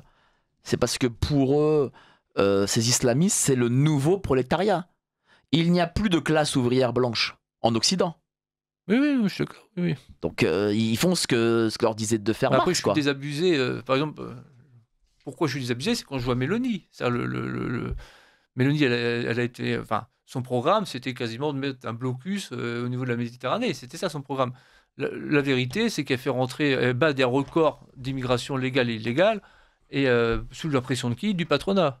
Et donc, la soi-disant fasciste. On nous a fait passer cette fille-là pour une fasciste d'extrême droite, mais en fait... mais pourquoi c'est ça? Mais ça échoue. Mais parce qu'en réalité, le capitalisme mondialisé et la globalisation sont beaucoup plus puissants que nos petites idéologies. Oui, c'est l'économie ou la civilisation. Mais oui. En fait, il faut faire un choix. C'est-à-dire, soit on suit l'économie. Donc l'économie, c'est forcément l'immigration, parce qu'un migrant, c'est un travailleur potentiel, mais c'est aussi un consommateur. Un migrant, il achète un iPhone et une paire de Nike. Ou alors, c'est la civilisation. Mais si on fait le choix de la civilisation, il faut bien comprendre qu'on va traverser une crise économique. Parce que si on fait le choix de la civilisation, on arrête l'immigration, il y aura une crise, parce qu'il n'y aura pas assez de main-d'œuvre. Ça, il faut comprendre, c'est que maintenant, on est complètement dépendant de l'immigration. L'économie est dépendante de l'immigration. Ça donne. Même si, entre nous, si on arrêtait le modèle social, et j'imagine que parmi les gens qui nous écoutent, certains peut-être en sont proches, quoi. Ils ne veulent pas que ça s'arrête. Le problème, c'est que si on arrête le modèle social à la française, là, tu n'as pas besoin d'immigration. Tu n'auras pas besoin d'immigration parce que les gens seront dans l'obligation de produire. Oui, je suis d'accord, mais oui, mais bon, un migrant, c'est un consommateur, hein, donc c'est un mec qui peut travailler dans les BTP, hein, c'est les Uber, Tu sais, le grand problème, c'est que quand Mélanie, elle fait rentrer des migrants sous la pression du patronat italien. Tu sais, le capitalisme, en tout cas dans sa forme actuelle, c'est un peu comme le diable dans Faust. C'est-à-dire que il te dit, ben regarde, signe là, et puis tu vas avoir tel objet, telle luxure, tel consumérisme, tel ceci, tel cela. Tes grands-parents ne vivaient pas comme ça à l'époque. Regarde, toi, tu as la technologie avec toi, tu vas pouvoir consommer et tout, c'est bien consommer. Et puis tu signes, et le problème, c'est que tu n'arriveras pas, on ne peut pas retourner en arrière. C'est impossible. Non, mais c'est pour ça que je suis désabusé. Je sais qu'on a été trop loin dans la connerie. Aucun retour On en le arrière. voit un peu dans tes livres. Oui, qu'on a été trop loin dans la connerie. Bah, moi, je considère écrire des romans de fin de civilisation. C'est-à-dire, le point commun entre En Marge et l'anti-humanisme, c'est que les deux posent comme quelque chose d'évident qu'on est en fin de civilisation. C'est-à-dire que c'est foutu. Et qu'il n'y a aucune solution. Voilà. Alors moi, après, le problème, c'est où je me situe politiquement. C'est-à-dire, moi, j'ai toujours voté, il faut savoir, en 2002, j'ai voté Jean-Marie Le Pen. À 18 ans. J'avais... 21. 21, c'est ça, voilà. Mais la première fois que j'ai pu voter, j'ai voté pour Jean-Marie Le Pen. Après, j'ai toujours voté RN, par concept, par principe, c'est toujours le même parti. Mais là, maintenant, je suis tenté par l'abstention. Parce que je sais maintenant que même si le RN parvenait au pouvoir, ils feront rien. Enfin, ils pourront rien changer. Enfin, ils pourront pas faire la remigration. Les Français n'en veulent pas. Ils pourront rien faire. Mais ils pourront rien faire. Pas. Enfin, peut-être un peu à cause de l'Europe, un peu à cause de choses comme ça, d'institutions comme celle-ci. Mais déjà, parce que voilà, comme tu l'as très bien dit, dans le fond, est-ce que les gens veulent la rémigration? Je crois pas. Ah non. Moi, je n'y crois pas. Pas du tout. Tu sais, j'en ai parlé avec Jean Messia.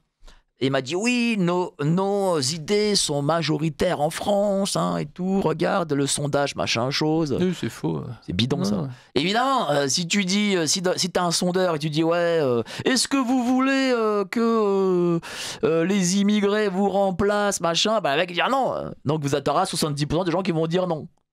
Voilà. Ah oui, mais, non, les Français n'en veulent pas. mais dans le fond, lorsque tu regardes les élections, et je lui ai dit, lorsque tu regardes les élections nationales, tu vois que le camp progressiste, mondialiste, etc., est toujours à 55-60%. tous cumulés. Hein. Ouais, je suis d'accord. Bah, pour moi, le seul socle que l'extrême droite a réellement, bah, justement, c'est C'est un tiers. c'est les 18% Ah ouais, peut-être, ouais. qu'a eu Jean-Marie Le Pen pour arriver au second tour en 2002. Et je me dis C'est qu'il y a, possible. c'est les vrais, les purs et durs. Ah oui, j'ai oublié le Bobino. Oh là là, j'oublie tellement de choses ce matin. Claude Marion, l'anti-humaniste, chez Oda Izan. Vraiment un très très bon livre, de la belle littérature, de la belle écriture, enfin, comme on aimerait en lire plus souvent. N'oubliez pas, vous êtes les patrons de Radio Courtoisie, donc soutenez Radio Courtoisie pour qu'on puisse faire venir justement de jeunes auteurs, qu'on les fasse connaître un peu plus. Si vous n'étiez pas les patrons de Radio Courtoisie, si ça avait été des annonceurs, des publicitaires, des grandes marques, ils nous imposeraient leurs propres auteurs. On devrait se taper des Amélie Nothomb et des gens comme ça. Non, c'est pas possible. Fekino, Donc- c'est le pire. Hein Fekino, c'est le pire. Ah Parce oui, qu'on peut voilà. faire- Tous ces gens-là, les Lévy et compagnie, ça aurait été. Non, non, là, c'est Non, pas Fekino, possible. c'est vraiment que des lieux communs, des sentiments graisseux, des. Tiens, on n'en a pas parlé. Où est-ce qu'on peut se produire le livre? Voilà, c'est ça qui est très important, c'est Allez. parce que c'est pas. Si on tape Claude Marion l'anti-humaniste, vous allez voir plusieurs sites où il est soi-disant disponible, vous allez voir qu'il est en rupture de stock partout où il a été mis en vente. Alors le mieux, c'est tout simplement de taper mon nom Claude Marion sur YouTube, parce que j'ai une petite chaîne YouTube D'accord. qui a que 320 abonnés, donc c'est vraiment microscopique. Oui. Mais sous mes vidéos YouTube, il y a le lien pour le commander directement à la maison d'édition. Il y a le lien pour acheter En Marge chez Daniel Conversano, et il y a le lien pour acheter l'anti-humaniste chez Odaïsarn. Donc le mieux, c'est d'aller sur YouTube. Ah, alors, allez sur YouTube, Claude Marion. Bonjour messieurs et merci de votre émission. Oui, sur ce que vous dites à extrêmement court terme et nombre de mystiques catholiques français ont prévu l'invasion islamique comme Marie-Julie Jaïni. C'est vrai. Invasion qui mènera à une guerre civile de 45 jours maximum menée par un parti révolutionnaire allié aux mahométans. Je vous laisse le soin de vous plonger dans ces prophéties qui finissent par une Europe catholique associée aux grands monarques, entre grandes monarques, allant jusqu'à Jérusalem et couronnée par un pape dit angélique. Dieu vous accorde toutes ces grâces. Oui, une reconquista, c'est possible. Est-ce que ça, t'y crois, ça? Ça, je veux bien y croire. Enfin, je veux bien signer le papier, je suis d'accord. Mais après, bon, faut être très optimiste. Mais, tiens, là, pourquoi t'es pessimiste aujourd'hui? Qu'est-ce qui te rend si pessimiste, hormis le fait que voilà, Sortir les en Français ville, sont bons? Sortir en ville. Hier, je suis sorti pour aller tirer 20 € à la machine et il y a un type étranger qui m'a saoulé. Mais, Donc t'es pas parisien, t'as fait ça à Paris? Donc, non, c'était avant-hier. Ah, d'accord. Exactement, voilà.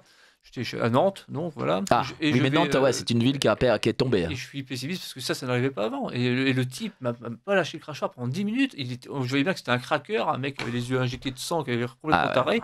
Et le mec, vous allez me sauver la vie, il me faut 10 €. Il m'a saoulé. Et voilà, je suis pessimiste parce que je ne peux pas sortir de chez moi, là où j'habite, sans. Ah, Nantes en plus. Alors je sais pas. C'est sur ce que je dis à ma femme, c'est soit j'ai la tête d'un pigeon, si on me demande toujours du pognon, soit j'ai l'air riche.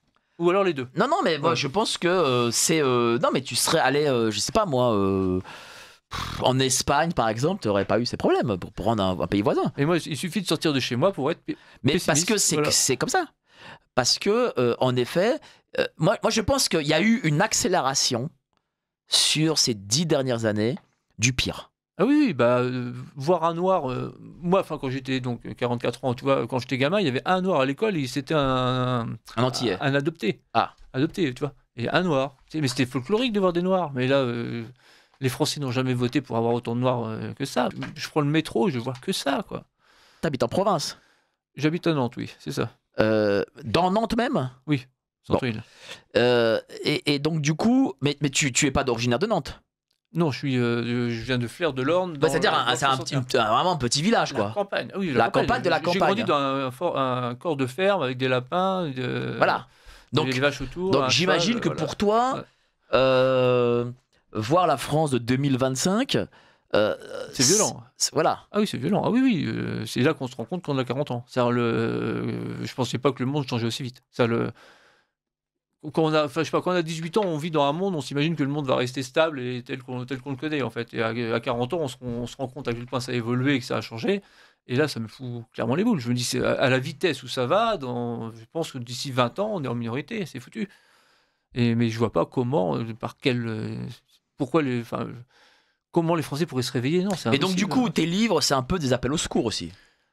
Bah c'est des livres de fin de civilisation, comme je dis. D'ailleurs ça aussi, toute la violence de Narcisse, faut comprendre que c'est une violence. Ah oui, qui ça vient de a un ouais. rapport avec. Oui, bien sûr. Ouais. Ah oui, c'est ça. Ouais. Moi, je me suis radicalisé en fait. Et Narcisse se radicalise aussi du fait de la société qui l'entoure. Bah oui. Puis en fait, il est plein de ressentiments et d'aigreur et de ressentiments, et c'est ça qui ressurgit. Est-ce que tu aussi, es Narcisse aujourd'hui? Moi là, je suis en ce moment, je suis plus serein. Je passe par une phase de sérénité et tout D'accord. ça. Avec ma femme, C'est avec l'âge, ça. j'ai des projets. Oui, voilà. Puis avec ma femme, j'ai des projets, donc je suis plus serein. C'est vrai que quand j'ai écrit ce livre-là, j'étais pas serein du tout, et j'étais très Tu solaire. l'as écrit il y a longtemps en plus, ce livre. 4-5 ans. Oui. D'accord. Mais je me suis radicalisé. Moi, j'ai voté Jean-Marie Le Pen en 2002. Je pensais que les choses étaient encore possibles de changer. Quand j'ai vu la campagne qui a été orchestrée contre Jean-Marie Le Pen entre les deux tours, je me suis dit qu'on vivait plus en démocratie, tout simplement. Et après, je me suis radicalisé en 2007. C'est-à-dire, quand j'ai vu Sarkozy arriver, j'ai tout de suite dit à tout le monde que c'était comment dire, un bonimenteur. Voilà. Et c'était une arnaque, et il s'est fait élire sur les sujets d'identité nationale, d'immigration et tout ça. Et je savais très bien que c'était une fake news. C'est-à-dire qu'il n'allait rien faire de tout ça. Et ça m'a radicalisé encore plus. Et c'est à cette époque-là que j'ai écrit Le Prince et son Prince, qui est le début de ce livre-là. Donc il y a aussi une frustration politique, une frustration intellectuelle, on va dire, qui jaillit donc sous la forme de viol et de meurtre et de saccage, quoi. Les victimes, est-ce qu'elles ont une symbolique? Est-ce que c'est. Oui, elles sont pas choisies au hasard. Oui. Bah oui, il y a la jeune. Sandrine Rousseau, tu penses à elle? Non, mais c'est Sandrine Rousseau, tu vois. Il y a une nana qui se fait agresser à un moment dans un parc. On peut deviner à sa coupe de cheveux qu'elle est lesbienne, par exemple. D'accord. Il y a une jeune fille étudiante raquée de gauche que Narcisse arrive à prostituer, donc c'est les gauchistes, voilà, tout simplement. Oui, il y a les... Est-ce que ce livre est une forme de fantasme de la vie réelle? Ah ouais, après il y a du vrai, hein. Je pense. Après j'ai une vision. Alors je crois, une de mes convictions, je crois au péché originel. D'accord. Pour moi, c'est le dogme. C'est ça qui fait qu'on est vraiment catholique. Souvent, je reproche aux Juifs d'avoir oublié le péché originel. C'est pourtant dans la Genèse, mais ça a été un petit peu évacué, on va dire, dans le judaïsme.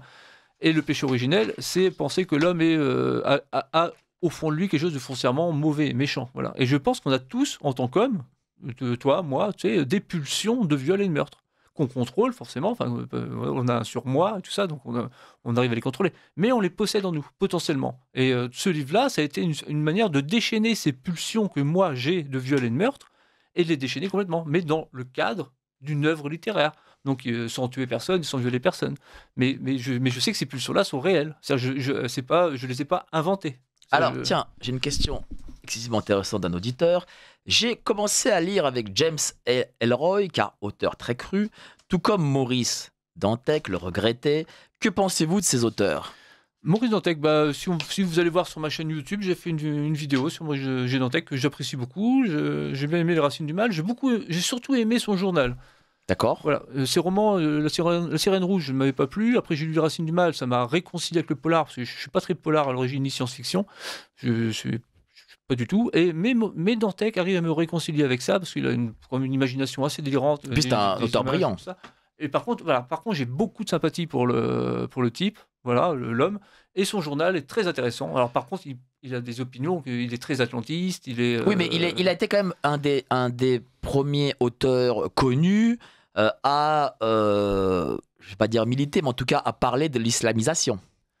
Ah bah oui, puis il s'est barré de France aussi. Oui, il est au Canada, je crois. Voilà, parce qu'il avait une fille qui voulait pas qu'elle grandisse dans cet environnement de merde. Ah oui, mais non, il a poussé quoi? Il a fréquenté les générations identitaires à un moment. Voilà, non.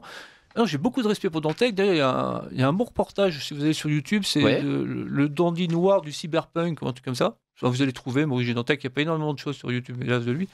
Mais il y a un bon reportage avec lui. Non, j'aime beaucoup Dantec. Mais son journal est passionnant, mais par contre, je ne cautionne pas ses idées. Hein. Il est atlantiste à mort, il croit que les États-Unis, c'est la nouvelle Israël. Donc, il a des idées qui sont un peu étonnantes, on va dire. Voilà. Alors, après, c'est le contraire d'un idiot. Hein. C'est quelqu'un de très intelligent. Bien sûr. Oui. Alors, un auditeur nous écrit: mon quartier est dans le haut du 10e arrondissement, rue Louis Blanc et les rues proches, et le 14 juillet, les rues dans lesquelles sont implantés des magasins tamouls étaient pavoisées aux couleurs de la France. Bon. C'est un témoignage.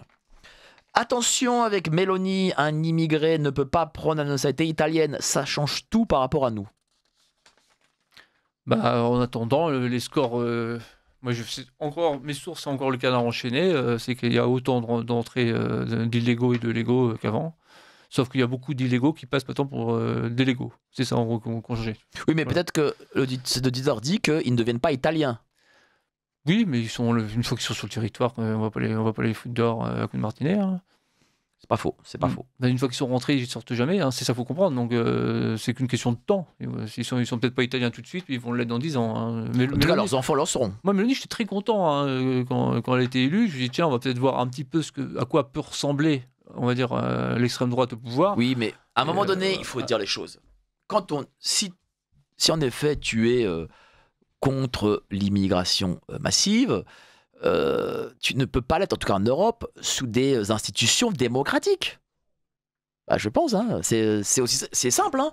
C'est-à-dire que parce que notre ami Jean-Yves nous parle de remigration. Mais la remigration, elle se fait pas de manière républicaine, administrative, etc. Elle ne peut se faire que par un certain prix, quoi. Je pense que déjà le problème de la Ve République, c'est qu'il y a l'alternance. Il y a trop d'élections, un pouvoir reste en place que 5 ans, maximum 10 ans, mais même 10 ans, ça ne suffit pas pour réformer un pays. Donc il faut un pouvoir autoritaire et fort sur le long terme pour changer de politique. Mais nos institutions, la Ve République, empêchent ça. On a des élections trop souvent. Mais c'est évident. Donc même si demain, imaginons on a Éric Zemmour qui arrive au pouvoir, mais il reste 5 ans au pouvoir. Donc tout ce qu'il va faire pendant 5 ans, aussitôt après, d'autres élections, alternance. Oui, d'accord. Il reste même 20 ans, Éric Zemmour. Mais non. Mais imaginons, il reste 20 ans par je ne sais quel miracle. Mais la remigration, c'est quelque chose qui se fait. Enfin, moi, je veux dire, ce qui m'opportune à droite, c'est que les gens veulent la remigration et la démocratie. Mais ce n'est pas possible.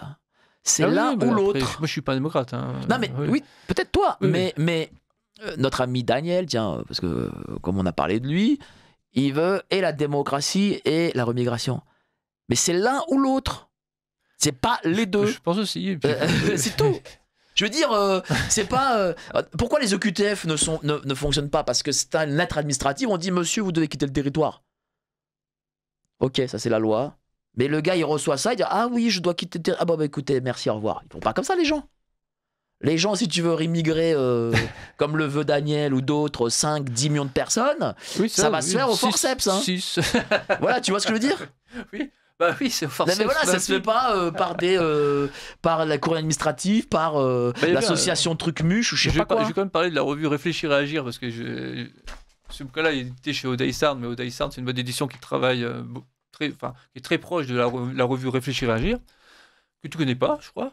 Non. Hein, mais pourtant, il y a Rivarol, ils font de la pub, même Soral fait de la pub dans Réfléchir et Agir. D'accord. Mais eux, justement, ils avaient fait tout un programme, mais budgété. C'est-à-dire combien coûterait la remigration. Donc, ils avaient calculé le nombre de charters, voilà, ils avaient préparé tout un programme. Mais voilà. Très bien, ça coûte ça c'est pas grave. C'est pas ça, ça encore, c'est rien, ça. Ce qui coûte, c'est est-ce que des policiers vont prendre des mecs, le mettre un coup de gourdin tu vois ce que je veux dire? C'est ça, mais c'est ça. C'est ça qu'en fait qu'il faut comprendre. C'est pour ça que je t'ai dit que je suis désabusé. C'est-à-dire que Poutine, par exemple, quand tu veux faire ça, les Russes, ils s'en foutent, hein, ils mettent des, voilà, ils y vont, quoi. Mais Poutine, ça fait 20 ans qu'il est là. Oui, mais il est là depuis 20 ans, mais il est dans un pays qui n'est pas dans une démocratie libérale occidentale. Oui, mais je suis d'accord, c'est le verre dans la pomme. Mais pour moi, ça ne peut pas fonctionner. Il faudrait un pouvoir autoritaire. Voilà, il faut Napoléon, il arrive, il dit un gars comme ça, il dit bon, écoutez, il y a 100 000 mecs là. Eh ben, vous les éclatez. L'homme providentiel, est-ce qu'il est possible en France? J'en doute fortement.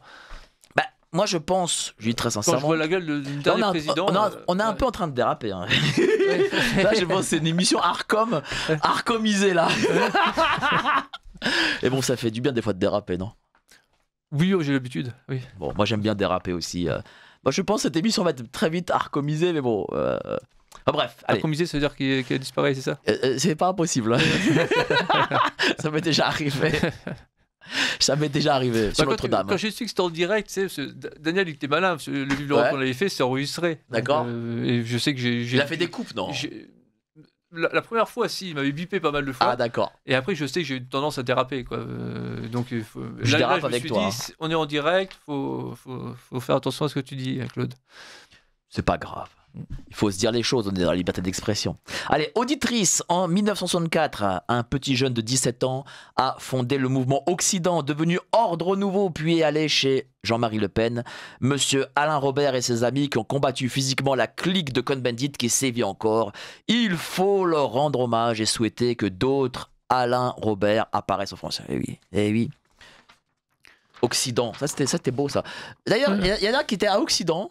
Et tu sais ce qu'ils sont devenus? Ils sont devenus maires du 16e arrondissement, comme monsieur Claude Guasguen. Ils sont devenus libéraux, comme Alain Madelin. Quand même, t'as vu? Le retournement de veste, oui, c'est impressionnant. Ouais. Eh oui. Auditrice, il ne faut pas oublier que depuis le traité de Lisbonne 2008, seuls 50% des Français environ se déplacent pour aller voter. La vraie contestation se manifeste par l'abstention. Et j'ai envie de dire, madame, et je vais te donner la parole, chère madame, il n'y a pas de contestation dans le système électoral, c'est bidon.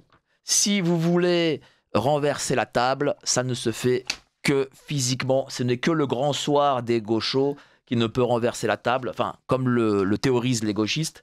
Ce n'est pas, ce n'est pas par l'élection, c'est bidon. Bah moi, maintenant, je crois que je vais, pour la première fois, ne plus voter. Je prenais l'abstention, clairement. Et à mon avis, en effet, le seul pouvoir qui peut être pris, c'est par le putsch militaire. Ça, c'est à droite, ça. Voilà. C'est le putsch. Ouais. Les gauchos, c'est la révolution. La droite, c'est le putsch. Oui, voilà. Mais je me dis que c'est les seules solutions. Bah oui, c'est la seule solution. Et je sais que les élections, c'est trop de la charlatanerie. Je crois plus. Évidemment. Et donc, alors me faire chier à aller me déplacer un dimanche et tout ça pour avoir un résultat que... Alors, auditrice, ce sont les Américains qui ont voulu nous faire perdre l'Algérie pour le pétrole et De Gaulle a fini par larguer l'Algérie parce qu'il savait que numériquement son village ne serait plus Colombey les 2 églises mais Colombey les 2 mosquées. En 1962, Mélenchon est arrivé en France, né à Tanger, fils de franc-maçon dont le seul but est maintenant de détruire la France avec ses amis de gauche et musulmans. Alors, je suis d'accord pour Mélenchon, mais excusez-moi, hein, De Gaulle... porte une responsabilité immense. Oui, sur l'Algérie, c'est évident. Et tu sais que j'ai reçu ici Louis de Condé, j'étais très fier d'ailleurs, Louis de Condé ici à Géopolitique Profonde, qui faisait partie du Petit Clamart, et lui n'a pas réussi dans sa mission du Petit Clamart. J'ai un père qui est très gaulliste, et souvent on se... Ah ben, c'est bien. On se frite, voilà, parce que moi j'ai beaucoup de choses à reprocher à De Gaulle, oui. Quand même. Sur l'Algérie surtout. Mais pas que. Oui, pas que. Bien sûr. Faut... Ah tiens, un petit poème qui t'est destiné. Pornographie pour tous, péril de la jeunesse, tu happes nos enfants. Dès qu'à la raison naissent, sous hypnose d'écran, dont tout secret connaissent, esclave à vie, de Marlou et Laronesse. T'as vu, c'est quand même... On a quand même de sacrés auditeurs. Si un jour t'interdis la pornographie, les gens vont se désabonner d'Internet, hein. Je crois vraiment que les sites les plus vus, c'est même pas des sites d'information, c'est des sites porno. Tu crois? Ah oui. Pour moi, c'est un grand réseau pornographique mondial, Internet. Mais s'il y avait plus de sites porno, je pense qu'il y a pas mal de gens qui passeraient beaucoup moins de temps sur leurs écrans. Ouais. On a beaucoup digressé, mais ça fait quand même plaisir. Donc, l'anti-humaniste Claude Marion, il nous reste encore, je crois... 10 minutes à peu près. Il faut aller sur YouTube pour me trouver, c'est ça. Il faut taper Claude Marion. C'est un truc qui s'appelle les 3 minutes de Claude Marion. Alors par contre, mes vidéos, elles sont pas de très bonne qualité. J'ai un micro de merde et tout, mais c'est pas grave, faut faire avec. C'est pas grave. Et quand j'aurai 500 abonnés, je promets d'acheter un micro de donc qualité. Abonnez-vous à la chaîne YouTube Claude Marion. Qu'est-ce que tu dis sur cette chaîne? Ce que j'ai à rajouter? Non, qu'est-ce que tu dis sur cette chaîne? Qu'est-ce que tu racontes sur cette chaîne? C'est un carnet de bord. Il n'y a aucune ligne directrice. Souvent, je vais lire un bouquin, je vais expliquer. La dernière fois, j'ai lu l'autobiographie de Miles Davis. D'accord. Du coup, j'ai trouvé ça fascinant. J'adore Miles Davis, j'adore le jazz. Et du coup, j'ai parlé de l'autobiographie de Miles Davis en disant que c'était super. Voilà. J'ai fait une vidéo la toute dernière pour annoncer que je passais chez toi. Et tu es Voilà. aussi très transgressif sur tes. Est-ce que tu es aussi transgressif dans une vidéo que dans ta plume? Non, bah, de toute façon, même là, tu le vois, je suis beaucoup plus. Je suis pas narcisse. Heureusement d'ailleurs, parce que si j'étais narcisse, faudrait Et commencer à est-ce que tu as s'inquiéter. eu. Parce que tu as une écriture assez fluide, pas pompeux, parce que beaucoup d'auteurs qui veulent montrer qu'ils en ont sont excessivement. Contemporains, je parle. Hein. Précieux. La Voilà, préciosité, oui, ils s'il y sont a très trop. pompeux, Ouais. précieux, etc., très lourds. Ce n'est pas le cas. C'est un livre qui est quand même assez facile d'accès. Est-ce que. Voilà, comment tu définirais ce style littéraire? Bah, Ton pour écriture. moi, il est ni trop ni pas assez travaillé. Ça faut être dans la justesse. La verroterie qui pue la sueur, j'aime pas ça. C'est la préciosité, tout ça. Quand j'étais jeune, quand on est jeune et qu'on commence à écrire, on tombe forcément dans ce piège de la préciosité. On aime bien faire des belles phrases, on s'écoute parler, les grands, voilà. Et ça, non, non, non, non, non. Moi, je veux quelque chose de simple, de clair, de précis, de propre, de français, grammaticalement correct. Un vocabulaire riche, mais pas trop non plus. D'accord. Pas chercher des termes surannés. Donc, Et tu voilà. as parlé de rythmique. Parce qu'en effet, un paragraphe, un livre, un chapitre, ça nécessite une forme de rythmique. Oui, bien Tiens, sûr. parle-nous-en un peu. Quel type de rythmique tu cherches? Est-ce que tu cherches quelque chose j'ai l'impression que c'est quand même assez rapide, tu vois, où il n'y a pas d'ennui en fait, tu vois? Bah, dans l'antihumaniste est frénétique. Le rythme C'est de ça. ce bouquin-là, c'est frénétique. On passe d'une scène abracadabrantesque à une autre scène abracadabrantesque et tout ça en 4 pages. Donc c'est le rythme de ce livre-là. En marge, que j'ai sorti chez Daniel Conversano, il était aussi assez frénétique. Voilà. Là, j'ai écrit un livre dernièrement qui est beaucoup plus, qui prend son temps et tout ça. Donc en fait, ça dépend du bouquin. Voilà. C'est comme un morceau de jazz. Et toi, tu mets surtout l'accent sur ton personnage principal, plus que sur une forme de développement de personnages secondaires. Sur l'antihumaniste, oui. Sur En Marge, oui. Là, sur celui que j'ai travaillé dernièrement, moins. Ben, pourquoi? Parce que je sais pas. J'ai, c'est une tendance lourde que chez moi, c'est d'avoir le héros à la première personne, donc le héros narrateur et tout ça, donc il parle beaucoup de lui, qui théorise beaucoup. Il y a beaucoup de théories dans mes livres et tout ça. Mais à côté, je suis capable d'écrire des livres à la troisième personne et tout ça. J'ai écrit un bouquin qui s'appelle Le Serpent Jaune, que j'ai proposé à Daniel Conversano, donc on verra si ça l'intéresse ou pas. Et là, il y a des personnages secondaires qui sont plus développés et tout ça, à la troisième personne. Ça dépend du livre, en fait. Il faut bien comprendre que Bon. chacun de mes livres est très différent. Ça, je suis pas un Mais écrivain. qu'est-ce qui fait pourquoi justement cette différence? Bah parce que le Narcisse de l'antihumanisme, comme je dis, c'est un sociopathe d'extrême droite. En marge, on est plus dans un national-nihilisme. C'est Monsieur Corbier-Denis, ça que c'est. Oui, oui, le Voilà. Québécois. Voilà, il avait apprécié En Marge, et il avait fait une vidéo, d'ailleurs c'est une de mes meilleures pubs que j'ai eues, et lui il m'a qualifié de national-nihiliste. Mais donc, Pourquoi le- nihiliste? parce que déjà il est désabusé, voilà, il n'y croyait déjà plus. Donc, D'accord. mais du coup il était alcoolique, c'était un pauvre type, pas du tout le même profil que Narcisse. Après, je dis pas, tous mes personnages se ressemblent quand même. Ça, ils ont toujours des points communs. Ça, ils aiment bien la musique classique, ils aiment bien le jazz. Miles Davis. Voilà, Voilà. c'est vrai. Non, c'est vrai. Ça, c'est vrai. Par contre, ça revient tout le temps. Voilà. Est-ce que quand je t'ai dit tout à l'heure, voilà, tu transposais parce que parfois les auteurs veulent être le narrateur, enfin, dans le sens où ils veulent être dans la vraie vie le narrateur qui raconte l'histoire. Bah là, c'est ça. Le Narcisse, c'est l'histoire d'un mec qui écrit l'anti-humaniste. Donc, c'est des trucs à ne jamais faire. C'est des erreurs de débutants. Un éditeur vous dira ça. Il faut jamais faire ça. Une mise en abîme. C'est le héros qui est narrateur et qui écrit le bouquin, qui est écrivain et tout ça. En fait, dans ce livre-là, j'ai fait tout ce qui est interdit de faire dans la littérature contemporaine. Je me suis permis de dépasser absolument tous les interdits, quoi. Et c'est pour ça que c'est intéressant. Moi, je pense que l'interdit a pour but d'être franchi, je pense. Bah, l'objectif, c'est ça, En oui. tout cas, en Voilà. littérature. En littérature, Mais je ce parle. Hein. livre-là, c'est Odaï Sound qui m'a contacté et qui m'a demandé si j'avais un roman. Et vu que j'avais écrit ça, pour moi, je l'avais rangé de côté et je me disais. Ah tiens, pourquoi chez eux et pas chez Daniel Conversano? Parce qu'ils me l'ont proposé, tout simplement. En fait, D'accord. Réfléchir à agir, on fait une critique. J'ai envoyé un mail de remerciement en disant bah, merci pour la critique, c'est sympa. Et après, hop, j'ai reçu un mail de Odaï Sound qui m'a dit bah, est-ce que vous avez un roman et je venais juste de finir celui-ci. Et je me suis dit bah. on va tenter ça. Donc, je leur ai envoyé et c'était OK. Alors, en fait, celui-là ne devait pas sortir parce que justement, pour moi, il était impubliable parce que je fais tout ce qu'il ne faut pas faire dans un bouquin. Donc, Mais comment ça se fait que tu prends du temps justement à écrire un livre dont tu sais qu'il ne sera pas publié?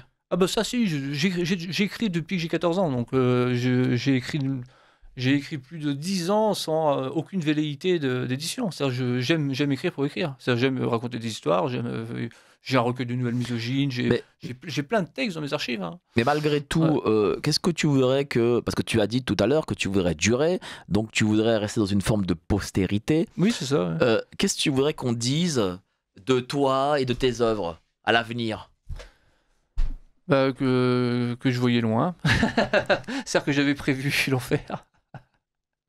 C'est vraiment ça. Oui, c'est ça que j'avais prévu l'enfer, quoi. Une prédiction, mais en tant qu'auteur. C'est-à-dire, est-ce qu'il est, je sais pas moi, Oui, le oui. nouveau Chateaubriand? Ah non, non, je pense, non, je pense parce que ce qui définit un auteur, je suis déjà surpris en disant ça, c'est la singularité. C'est ce qui fait un bon écrivain, en fait, c'est juste d'être singulier. On peut pas le comparer à d'autres, voilà. Et je pense avoir ma singularité, voilà. Donc être singulier, ça me suffirait. J'aimerais bien être le nouveau Céline, mais j'écris pas comme Céline, j'ai pas le style de Céline. Mais j'aimerais bien être considéré comme ça, comme un auteur de marge. Qu'est-ce qui fait que à droite, justement, parce que alors je sais que Daniel Conversano, lui, est un peu particulier, c'est dans le sens où il a une part culturelle dans le contenu qu'il publie, mais très peu de gens de droite le sont. Les gens de droite ne s'intéressent pas trop à la culture. En tout cas, je parle de ceux, pas des gens, pas ceux qui nous écoutent. Ils aiment les essais, ils aiment l'histoire, mais ils n'aiment pas la littérature. Mais pas les pontes, les leaders, ceux qui s'engagent en politique. Enfin voilà, eux, ils sont ni dans la culture musicale, ni dans la littérature. Qu'est-ce qui fait que toi, justement, tu t'es dit, je vais être en marge de ça? Parce que, en effet, le chemin que tu as pris, c'est celui qui est le plus compliqué en réalité. Ah oui, bien sûr. Bah, moi, j'avais eu la porte ouverte au début, à ma première publication, avec la revue de Flammarion. Oui. J'avais un boulevard. Et qu'est-ce qui a fait que ça a bifurqué, hormis parce que tu aurais pu te dire, bon, ok, d'accord, je voulais écrire les livres. ils vont me censurer un peu, mais j'aurai gloire, argent, les filles, non, parce que la drogue et le rock'n'roll. Ce livre-là aurait été impossible. Et en fait, quand j'écris pas pour un public. La première personne que je veux convaincre de la qualité de mon ouvrage, c'est moi. Donc j'écris exactement les livres que je veux écrire. Et donc du coup, j'écris pas sur commande. Et donc du coup, ce milieu de droite qui ne t'invite pas, parce que c'est ça aussi le truc, c'est que oui, bah moi ça me dérange pas tant que je peux sortir un livre tous les 3-4 ans, n'en vendre que 500 exemplaires, ça me va très bien. Et je me dis que j'espère que l'histoire me donnera raison. J'espère que dans 50 ans... Comment elle peut te donner raison? Dans 50 ans, que des chercheurs en littérature... C'est par la mort, quoi. Oui, voilà. Ils vont se dire, mais ce mec-là disait... Comme Van Gogh... Ce mec-là disait ça 50 ans avant. Oui, je crois en ça, bien sûr. C'est vrai qu'il y a des auteurs, dont d'ailleurs des gars de droite adorent aujourd'hui, comme l'allemand, la philosophe... Ernst Jünger. Nietzsche, plutôt Nietzsche. Nietzsche, oui, voilà. Nietzsche, pardon. Qui n'était pas très connu de son vivant. Ah bah non, pas du tout, non. Et qui à sa mort est devenu... C'est-à-dire que toi, tu cherches une postérité après mort? Oui, mais ça c'est mon côté délirant et tout ça. Oui, bah, dans ce livre-là est très arrogant, très présomptueux. Alors les gens qui n'aiment Narcisse, c'est vraiment quelqu'un de détestable, présomptueux. Il s'appelle Narcisse déjà. Bon. Mais il faut bien comprendre que là, je me suis un peu inspiré de moi. Pourquoi tu l'as pas appelé Narcisse? Bah si, c'est Narcisse. Non, mais le livre. Non, l'anti-humaniste, je considère que le problème de la France, c'est l'humanisme. Voilà. Donc, lui, c'est l'anti-humaniste. Mais ce que je veux dire, c'est que Narcisse a un gros défaut, qui est mon défaut, c'est la vanité. C'est-à-dire, je suis quelqu'un de très orgueilleux et très vaniteux. Donc Narcisse me ressemble sur cet aspect, et c'est ça qui peut le rendre vraiment... Il y a des gens qui vont le lire et qui vont trouver le personnage absolument détestable. Voilà. Le problème, c'est que la vanité, c'est pas le défaut qu'il faut avoir dans ce pays.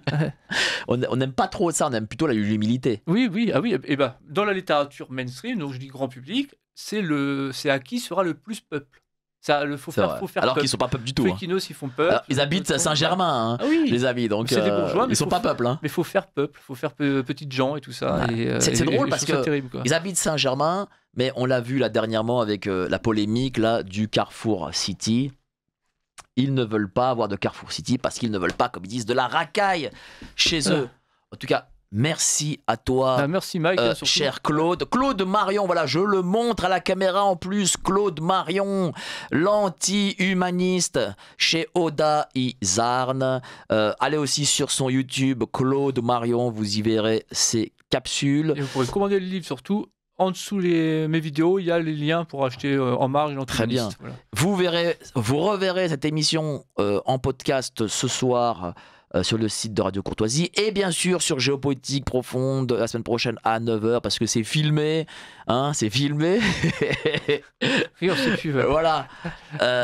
Merci à vous d'avoir été si nombreux. Passez une excellente journée. Je vous retrouve, moi, là, je bascule sur YouTube à 12h30 et on se retrouve la semaine prochaine. Allez, salut, ciao. Envie de lire un magazine rentable ? C'est-à-dire s'informer avec des spécialistes sur les sujets qu'on aime, mais aussi protéger ses finances et sa vie privée. Comment ? En appliquant nos stratégies financières. L'objectif ? Surperformer face à l'inflation. La lettre confidentielle ? La seule lecture rentable.